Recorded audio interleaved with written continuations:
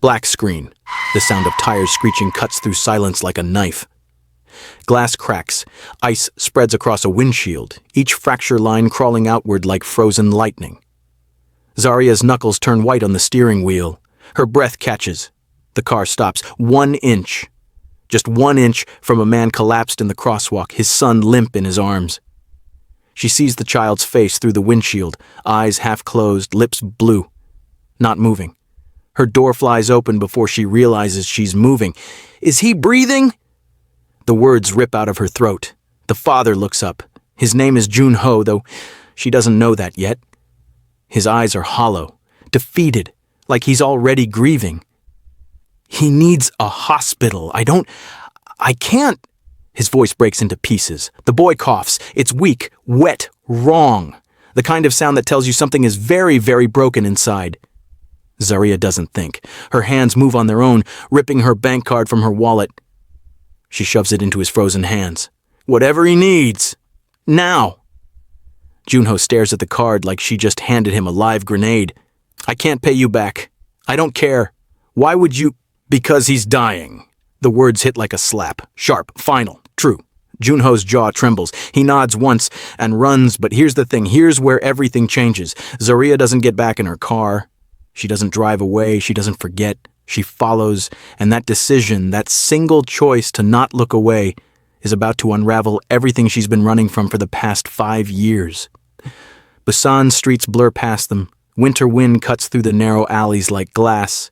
Junho runs with his son pressed against his chest, one hand clutching Zaria's bank card, the other holding Minjai like he might disappear if he loosens his grip. Zaria follows 20 feet behind. She doesn't know why. Most people would have driven away by now, called it good karma, told the story at dinner parties. She's not most people. 5 years ago, Zaria made a different choice. She walked away, and someone she loved died because of it. She's been running ever since, halfway across the world to Korea, trying to outrun the memory of her brother's face, blue-lipped and still on their bathroom floor while she was out living her life. So no, she's not getting back in that car. The first stop is a pharmacy. The fluorescent lights inside are too bright, too clean. Junho moves through the aisles like a ghost, Minjai's weight making his arms shake. Zaria watches from the doorway. She expects him to grab whatever's closest, to panic buy. Instead, he stops in front of the cough medicines, his hands hover over the name-brand bottle. Then he puts it back, picks up the generic version. Cheaper. His fingers trace the price tag. He's counting. Every coin matters. Zaria's throat tightens. She thought, maybe this was a scam, that he'd take her card and buy cigarettes or alcohol or something selfish. But he doesn't. He buys medicine. The cheapest kind, and even then he hesitates at the counter like spending this much money is a sin. The cashier barely looks at him. 32,001. Junho swipes the card. His hand shakes so badly he drops it, has to swipe again. When the receipt prints, he stares at it like it's evidence of a crime. This man isn't just poor. He's been broken by it. They leave the pharmacy. Minjai is still coughing, each sound wetter than the last. Junho presses the medicine bottle against his chest like a talisman and keeps walking. Next stop, a convenience store, the kind that's more plastic than food. Junho goes straight to the instant soup section, picks up the smallest container, checks the price, puts it back, picks up an even smaller one. The cashier, a kid who can't be more than 19, asks, "Need a spoon?" "No, just the soup." Zaria realizes it then. He hasn't eaten, and he won't. Not until his son does. Maybe not even then. She wants to say something. Wants to grab his arm and tell him to buy 2 soups, buy a meal, buy anything for himself. But she doesn't, because she understands shame. She knows what it feels like to accept help when you've spent your whole life proving you don't need it, so she stays quiet, and she follows. The third stop breaks her. It's a second-hand shop. Barely qualifies as a store, really. Just a cramped space with bins full of things other people threw away. Junho stops in front of a bin of children's books. His fingers hover over one. It's faded, torn at the corners. The cover shows a rabbit and a moon. He picks it up. And for the first time since she met him 10 minutes ago, his face softens. His mom used to read this to him. The words come out so quietly Zaria almost misses them. Every night, same book. He'd make her start over if she skipped a page. Where is she now? The softness vanishes. Gone. Zaria doesn't push. She knows that tone. It's the same one she uses when people ask about her brother. Junho buys the book. 3001. He apologizes to the shopkeeper for paying with a card. They're walking again. Min-jae's head rests on his father's shoulder, eyes closed. His breathing sounds like paper tearing. Zaria sees the clinic up ahead. White walls, red cross. The universal symbol for help. Junho walks straight toward it, and then he stops. Just stops. 10 feet from the door. The music in Zaria's head cuts out. Why aren't you going in? He won't look at her, won't look at the clinic. Just stares at the ground like it might open up and swallow him. They'll ask for documents I don't have, insurance I can't afford. Last time I brought him to a hospital, they turned us away because I couldn't prove he was mine. They thought I'd stolen him. Zaria's blood turns to ice. What? Single father, no job, no wife. They see me, and they see a problem. Min-jae coughs again. This time it's so hard his whole body convulses. His lips are darker now, almost purple. Zaria steps in front of the door, blocks his path. Then I'll lie. Junho's eyes snap to hers. What? I'll say he's mine. You can't. Watch me. She pushes the door open. Come on. If you're watching this and you believe in second chances, hit that subscribe button, because this story is about to get a lot more complicated. Inside, the clinic smells like antiseptic and fear. The receptionist looks up from her computer. She's middle-aged, hair pulled back tight, the kind of face that's seen everything and been impressed by nothing. Name? Zaria steps forward before Junho can speak. We need to see a doctor, now. I need a name first. Min-jae. She doesn't know his last name, hopes the receptionist won't ask. She does. Full name? Zaria's mind races. Min-jae Park. It's generic enough, common enough. Relationship to the patient? Zaria doesn't blink. Family. The receptionist's eyes flick between them. Between Zaria, who is black and American and clearly not from here, and Min-jae, who is Korean and small and dying. The math doesn't add up. We'll need proof of guardianship. Zaria leans forward. Her voice drops, goes ice cold. His fever's 104 degrees. You want proof, or do you want to explain to a lawyer why you let a child die in your waiting room? The receptionist's face pales. Her fingers hover over her keyboard. For 3 long seconds, no one moves. Then, room 3, down the hall. The examination room is small. White walls, metal table covered in paper that crinkles when Junho lays Min-jae down. The boy's eyes flutter open for a second, then close again. The doctor walks in. He's older, silver hair, tired eyes. He takes one look at Min-jae, and his expression shifts from routine to urgent. How long has he been coughing like this? Junho's voice is barely a whisper. 3 days. 3... The doctor's eyes widen. He pulls out a stethoscope, listens to Min-jae's lungs, listens again. We need to admit him. Now. Zaria's heart drops. What's wrong with him? Early pneumonia. His oxygen levels are critically low. His lungs are filling with fluid. The doctor turns to Junho. If you'd waited until tomorrow, we'd be having a very different conversation. Junho's knees buckle. He grabs the edge of the examination table to stay upright. Zaria catches his arm before he falls. The doctor is already moving, calling for nurses, ordering oxygen, barking instructions in rapid-fire Korean that Zaria only half understands. They wheel Min-jae away. Junho tries to follow. A nurse stops him. You can see him once we've stabilized him. You need to let us work. The door closes. Junho stands there, staring at it. His hands are shaking. His whole body is shaking. Zaria puts a hand on his shoulder. He's going to be okay. You don't know that. No. But they do. She nods toward the door. And they're good at this. They wait in a room that's too bright and too quiet. Plastic chairs, magazines from 3 years ago, TV in the corner playing news no one watches. Junho sits with his head in his hands. Zaria sits across from him. The silence is heavy, suffocating. She counts the minutes. 10, 20. 30. Finally, she can't take it anymore. What's his name? His full name? Minjae. It means clever and talented. His mother chose it. Junho's voice is hollow, empty. She said he'd grow up to be someone important, someone who mattered. He matters now. To who? Me? I can't even keep him alive. You got him here. That's what matters. Junho laughs. It's a broken sound. I got him here with your money, your card, your lie.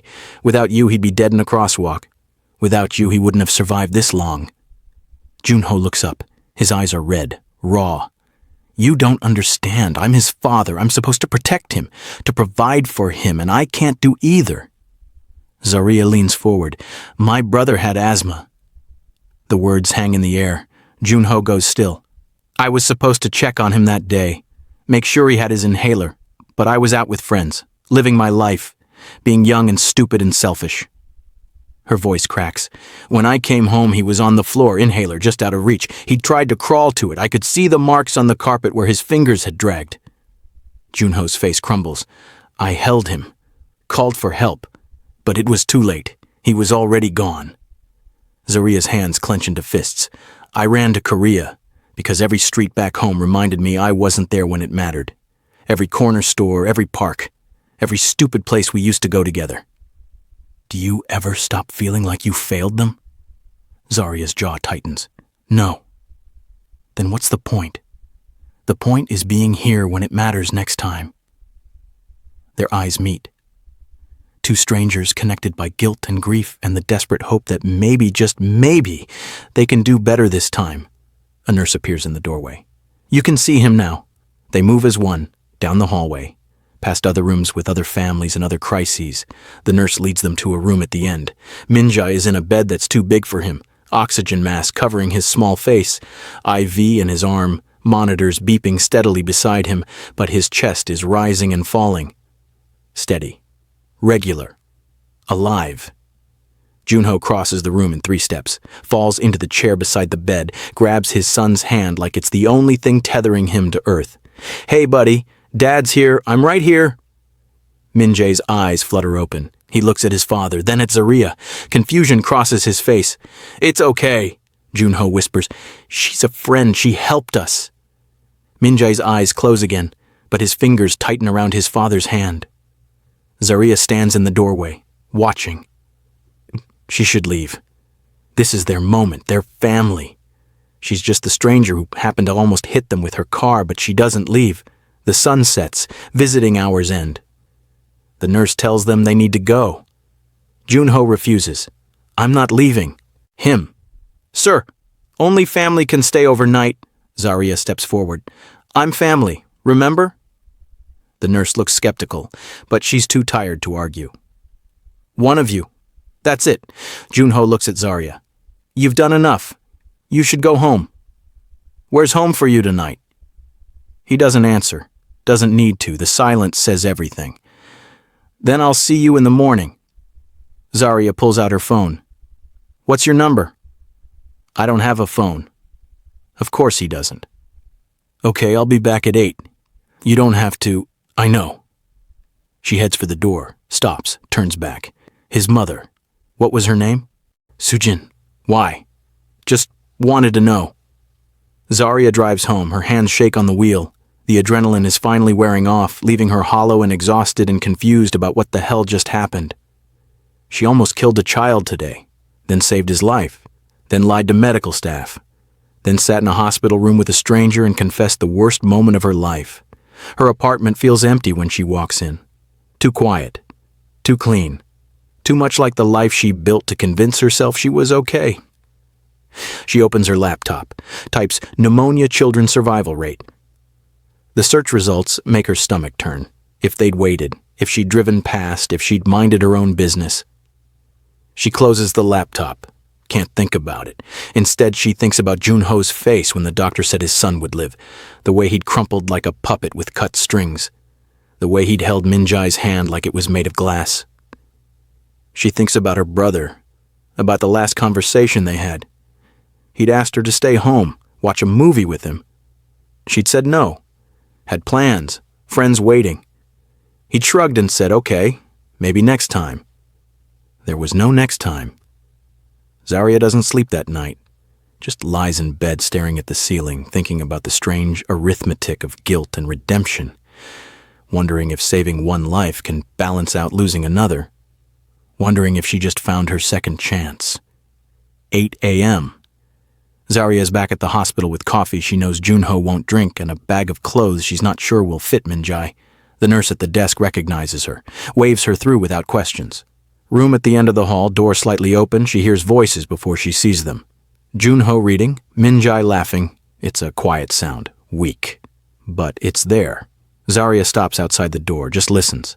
The story is about a rabbit who wants to touch the moon. Every night the rabbit jumps higher and higher, trying to reach it, never quite making it, but never giving up. Do you think he ever gets there? Min-jae's voice is rough, damaged from the coughing. I don't know. The book doesn't say. I think he does, eventually. Yeah? Yeah, because he doesn't give up. That's the point, right? Junho's voice catches. Yeah, that's the point. Zaria knocks softly, pushes the door open. Morning. Min-jae's eyes light up. You came back. Told you I would. She sets the coffee and bag on the table. How are you feeling? Better. The doctor says I can go home tomorrow if I'm good. Then you better be good. Min-jae grins. It transforms his whole face. Makes him look like the kid he should be, not the kid who almost died in a crosswalk. Junho stands. Can I talk to you? Outside? They step into the hallway. A janitor pushes a cart past. Somewhere a baby cries. I can't pay you back. Junho's words come fast, desperate. I don't know when I can. Maybe never. But I'll try. I'll get a job, any job. I'll work double shifts, triple, whatever it takes. I don't want you to pay me back. Then what do you want? Good question. What does she want? I want to know you're both going to be okay. We will. We'll figure it out. We always do. Zaria looks at him, really looks, at his worn clothes and hollow eyes and the way he holds himself like he's carrying the weight of the world. When's the last time you ate? I'm fine. That's not what I asked. He doesn't answer. There's a cafeteria downstairs. Come on. I can't leave him. He's sleeping, and the nurses are right outside. Come on. The cafeteria is half empty. They sit by a window overlooking the parking lot. Junho stares at the food Zaria bought him like he's forgotten how to eat. It's just rice and soup. Nothing fancy. He picks up the spoon, puts it down. Why are you doing this? Doing what? All of it. The card, the hospital. Now this. You don't know us. You don't owe us anything. Zaria wraps her hands around her coffee cup. The warmth grounds her. You're right. I don't know you, but I know what it's like to wish someone had stepped in. To wish someone had cared enough to do something instead of just walking past. Your brother. Yeah, my brother. Marcus. His name feels foreign in her mouth. She hasn't said it out loud in months. After he died, people said all the right things. They were sorry. They were there for me. But no one actually did anything. They just watched me fall apart and nodded sympathetically and went back to their lives. What happened to him? Asthma attack. I told you that part. What I didn't tell you is that I knew he was having trouble breathing that morning. He said his chest felt tight, asked if I could stay home. Just in case. Her voice drops. I said no, I had plans, important plans that I can't even remember now. So I left. And he died alone on our bathroom floor trying to reach an inhaler that was sitting on the counter, 3 feet away. Might as well have been 3 miles. Junho's soup sits forgotten in front of him. You couldn't have known. That's what everyone said. It's not your fault. You couldn't have known. But I did know. He told me. And I chose to leave anyway. Silence falls between them. Heavy, but not uncomfortable. The silence of two people who understand that some guilt doesn't have answers, some wounds don't heal, you just learn to live with them. Finally, Junho speaks. Min-jae's mother died in winter, too. Zaria waits, doesn't push. She got sick. We thought it was just a cold at first. Then it got worse. Pneumonia, the doctor said. Same as Min-jae has now, but we didn't have insurance, couldn't afford treatment. I worked double shifts trying to save up, borrowed money from people who charged interest I couldn't afford, but it wasn't enough. It's never enough. His hands shake as he talks. By the time we got her to a hospital, her lungs were too damaged. They said if we'd come earlier, if we'd had the money, if... He looks up. His eyes are devastated. She died on a Tuesday, 3 p.m. I was at work.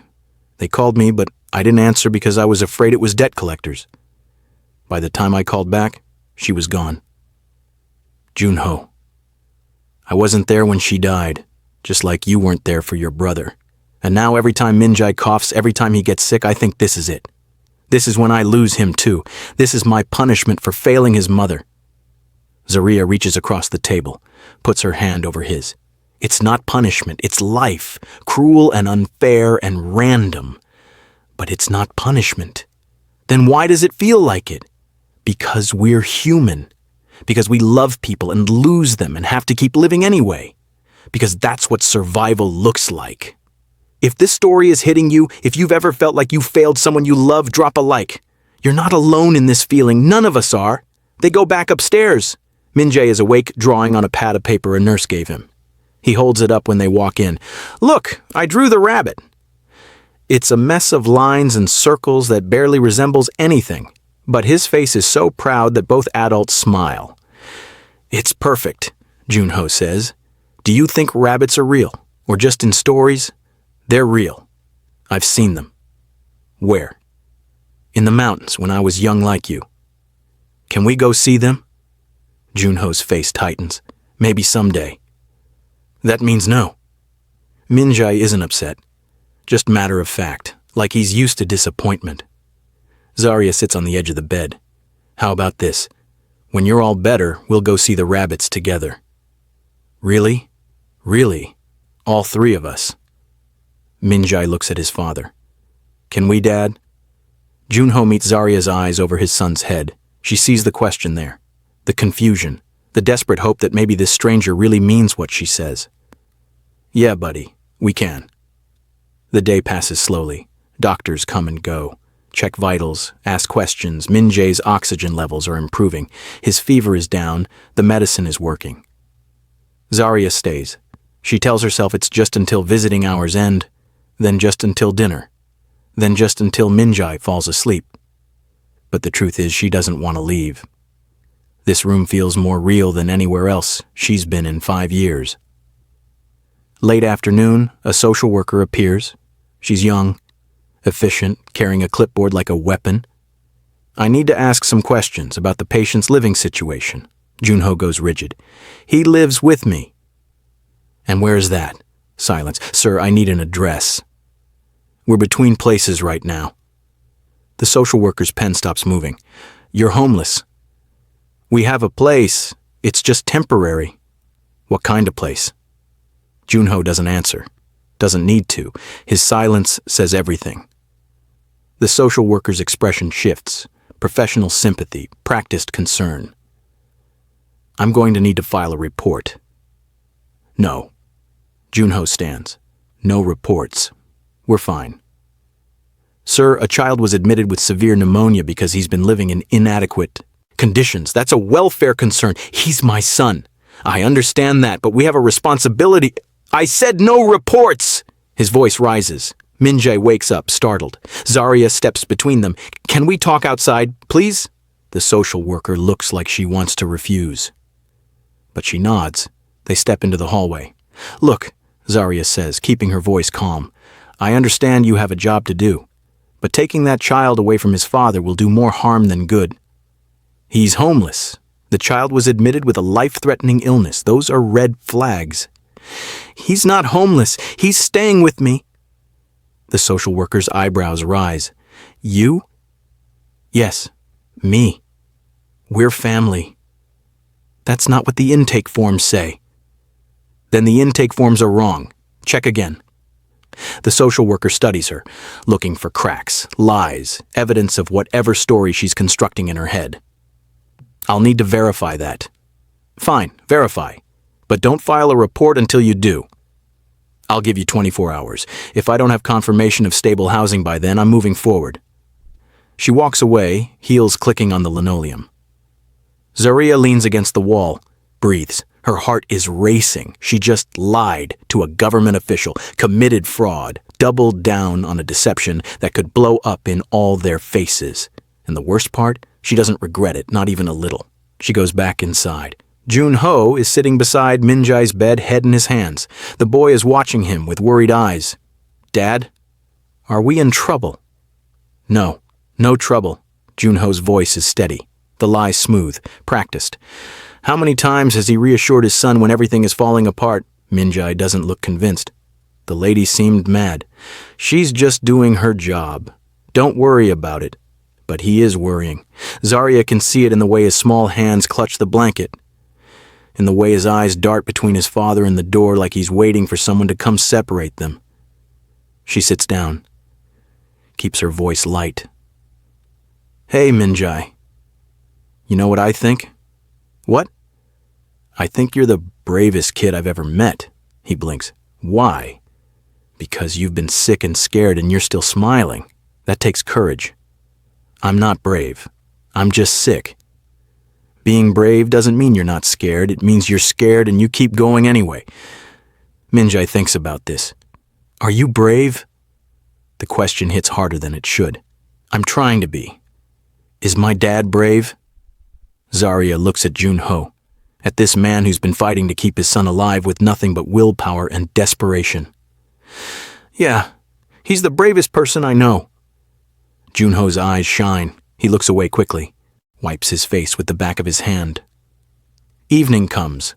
The social worker's deadline hangs over them like a guillotine. 24 hours to prove stable housing. 24 hours to sell a lie.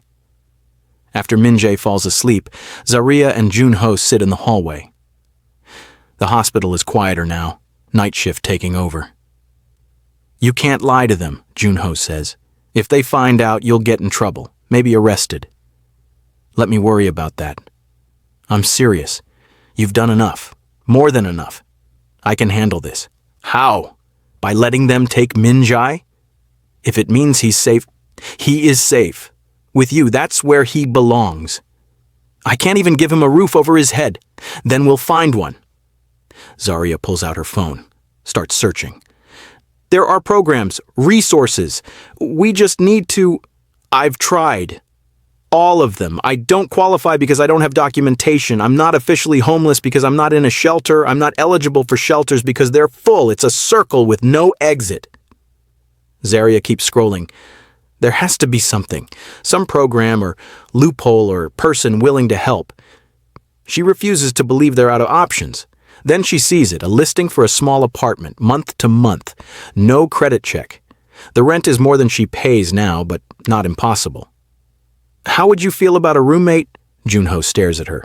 "What?" "You and Min-jae. Move in with me temporarily just until you get on your feet." "That's insane." "Probably, but it solves the social worker problem." "I can't accept that." "Why not?"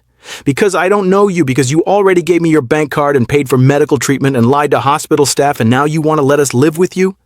That's not normal. People don't do that." "Maybe they should." Jun-ho laughs. It's a desperate sound. "You're crazy." "Yeah, probably." Zaria stands. "But I'm also serious. Think about it." She leaves before he can argue, before she can second-guess herself, before the magnitude of what she just offered can sink in and terrify her into taking it back. Outside, the winter air cuts through her jacket.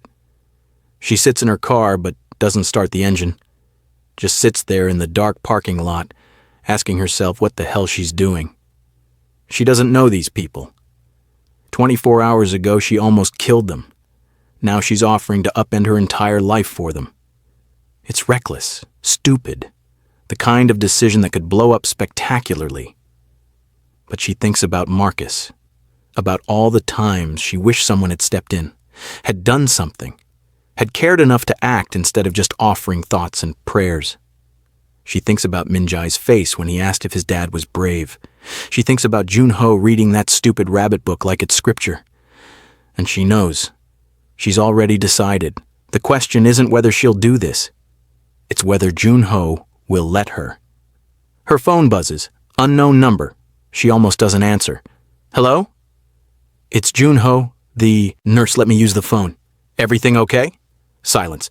Then, if we did this, if we stayed with you, it would just be temporary. Until I find work, until we save up, then we're gone. Zaria's heart pounds.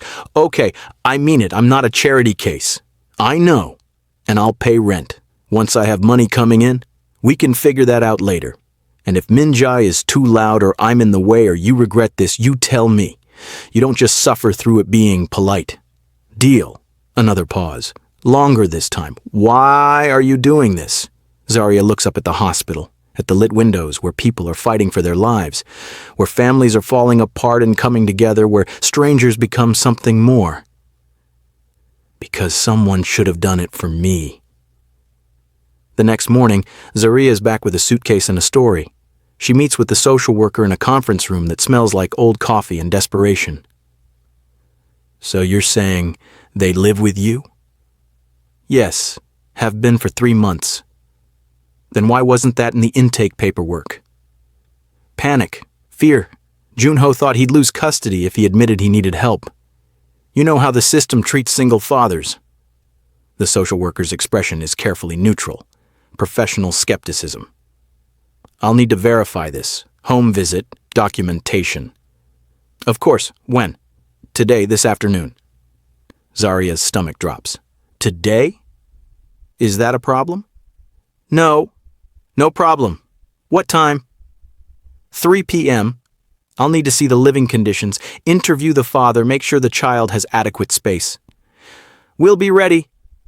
Zaria drives home at twice the speed limit. Calls her landlord, explains she needs to add 2 people to the lease. Emergency family situation.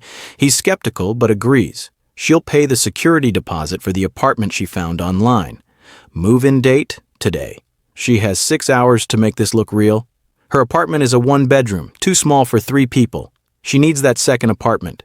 Makes calls, begs, offers to pay extra. Finally, the landlord of the new place agrees. Keys will be ready by noon. She picks them up, drives to the new apartment. It's small.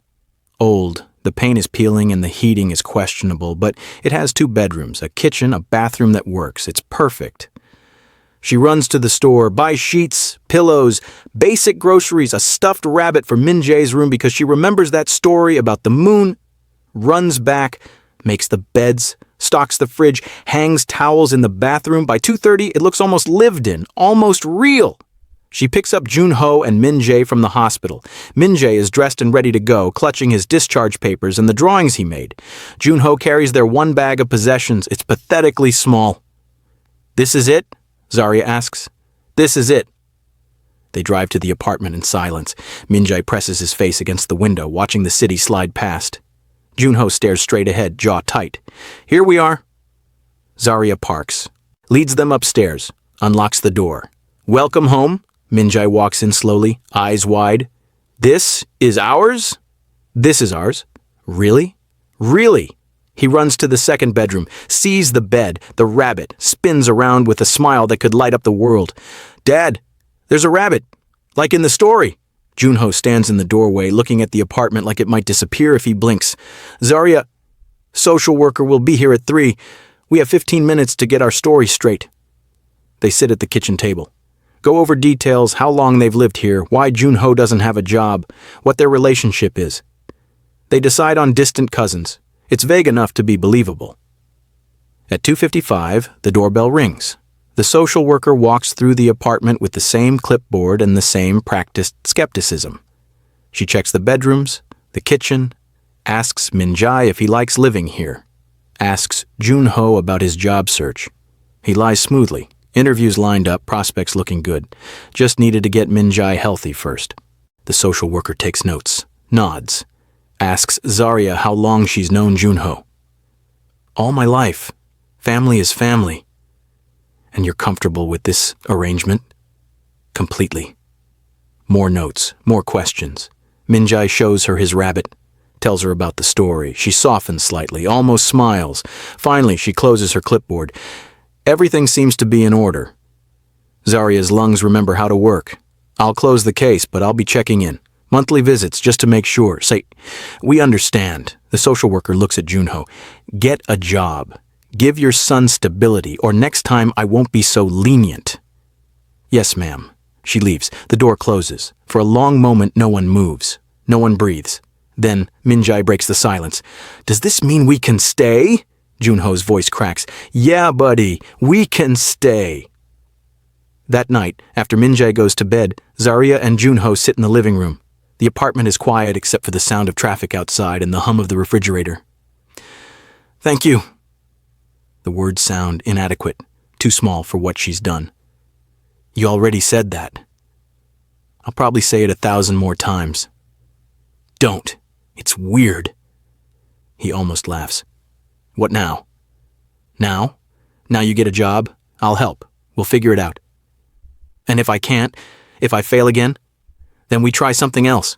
That's how this works. Junho looks at her. Really looks. Why do you care so much? Zaria thinks about Marcus. About the last 5 years of running and hiding and pretending she was fine. About the moment she saw Min-jae in that crosswalk and something inside her broke open. Because for 5 years, I've been stuck, frozen, living half a life because I couldn't forgive myself for the one moment I wasn't there. And then I met you two and realized something. I can't save my brother. That chance is gone. But maybe I can save someone else's brother. Maybe that counts for something. It counts for everything. They sit in comfortable silence. Two broken people trying to piece together something whole. The next morning, Zaria wakes to the smell of food cooking. She walks into the kitchen to find Junho making breakfast. It's simple. Rice, eggs, kimchi. But it's made with care. You didn't have to do this? You gave us a home, it's the least I can do. Min-jae shuffles out, rubbing his eyes. Still moving slowly but better. So much better. He sees the food and grins. Dad made breakfast. They eat together. A family that isn't a family. Or maybe is. Maybe family is just people who show up for each other when it matters. After breakfast, Zaria pulls out her laptop. Okay, let's find you a job. They spend hours going through listings. Most require documentation Junho doesn't have. Others want experience he can't prove. It's discouraging, frustrating. Then Zaria sees it. A tech repair shop. Small place. Owner is looking for someone who can fix phones and computers, and experience preferred but not required. Cash paid weekly. This could work. I don't know anything about tech. You rebuilt a radio from scrap parts when you were 12. He stares at her. How did you know that? You told Min-jae yesterday. I was listening. You're good with your hands. Good at figuring things out. That's what matters. They'll want to see my work. Then show them. She stands. Come on, let's go talk to them. The shop is in a narrow alley near the market. Cluttered, chaotic, perfect. The owner is a man in his 60s with thick glasses and stained fingers. Help you? My friend is looking for work. He's good with repairs. The owner looks Junho up and down. You know your way around a circuit board?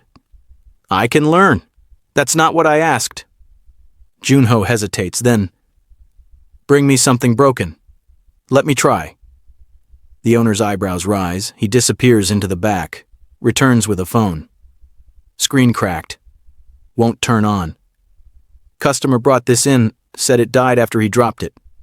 I haven't gotten to it yet. Junho takes the phone. Studies it, asks for tools.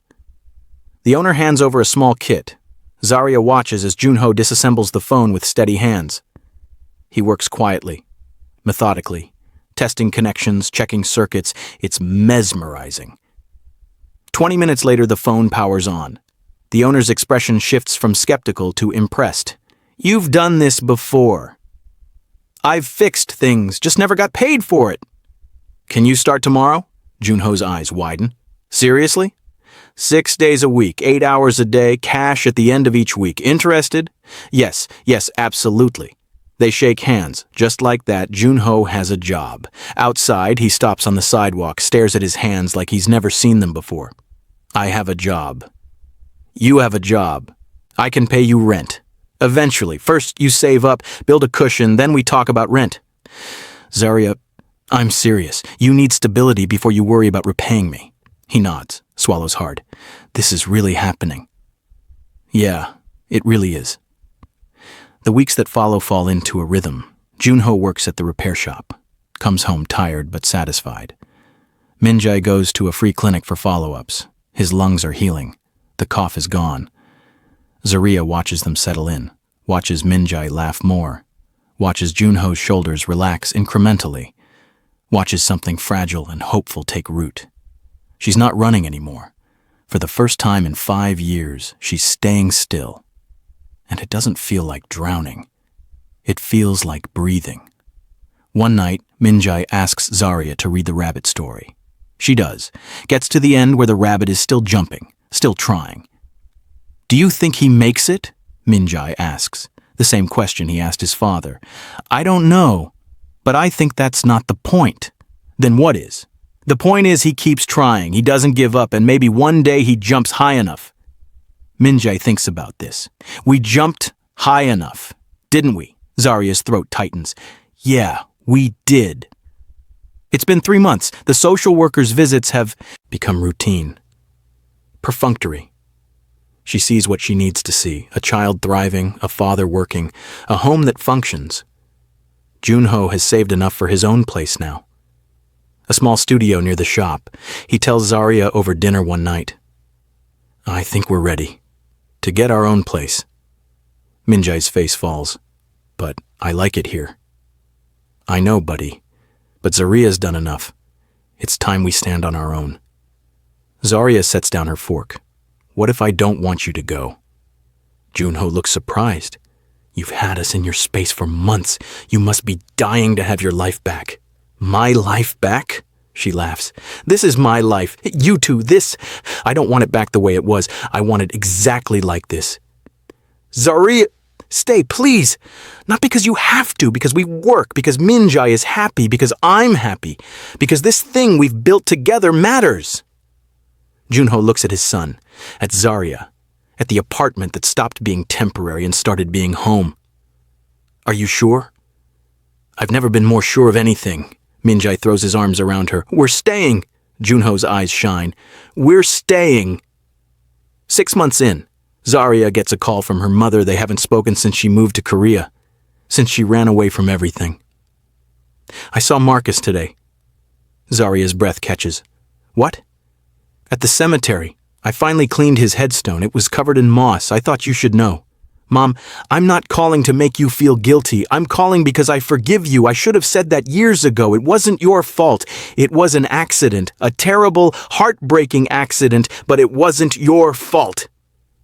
Zaria's vision blurs. "I should have been there." "Maybe, but you weren't, and you've punished yourself enough. It's time to forgive yourself, baby. It's time to live again." They talk for an hour, about Marcus, about Korea, about the family she's built from strangers and second chances. When they hang up, Zaria feels lighter, like she's been carrying a weight for so long she forgot it was there. That night, she tells Junho and Minjae about Marcus, the whole story, everything she's been carrying. Minjae listens with wide eyes. "Do you still miss him?" "Every day." "Does it hurt?" "Yeah, but not as much as it used to because I have you two now. And that helps." Junho reaches across the table, takes her hand.